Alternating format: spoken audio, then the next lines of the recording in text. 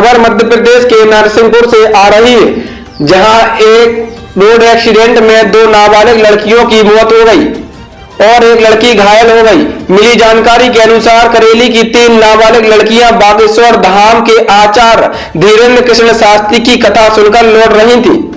उनकी स्कूटी को एक ट्रक ने टक्कर मार दी, जिसमें 2 की मौत हो गई और एक लड़की घायल हो गई, जिसका इलाज किया जा रहा है।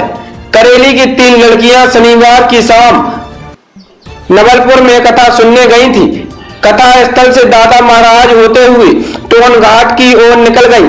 इसके बाद टोन घाट का रास्ता भूलने के बाद तीनों लड़कियां स्कूटी से वापस लौट रही थी। तभी बेलखेड़ी और सूरबारी के बीच में नहर के पास एक ट्रक उन्हें टक्कर मार दी। हादसे में 2 किशोरियों की मौत हो गई, जिसमें निकिता साहू पिता संतोष साहू उम्र 14 वर्ष, निकिता ठाकुर पिता बल्लू ठाकुर 14 वर्ष निवासी करेली की मौके पर ही मौत हो गई। इनके साथ सिमरन ठाकुर थी, जो गाड़ी चला रही थी। उसे मामूली चोट आई है।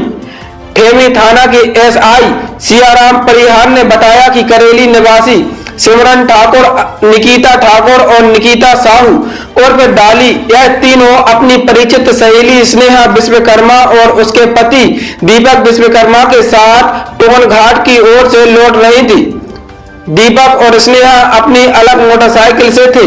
डाली, निकिता और सिमरन उनकी एक्टिवा स्कूटी से थे। इस दौरान पीछे से आ रहे ट्रक क्रमांक यूपी 70 ET 1455 के चालक ने लापरवाही पूर्वक ट्रक चलाया और एक्टिवा में टक्कर मार दी। एक्टिवा सवार निकिता साहू और निकिता ठाकुर की मौत हो गई। वहीं सिमरन ठाकुर को मामूली चोटें आई हैं। ट्रक को चालक सहित पकड़ विवेचना की जा रही है।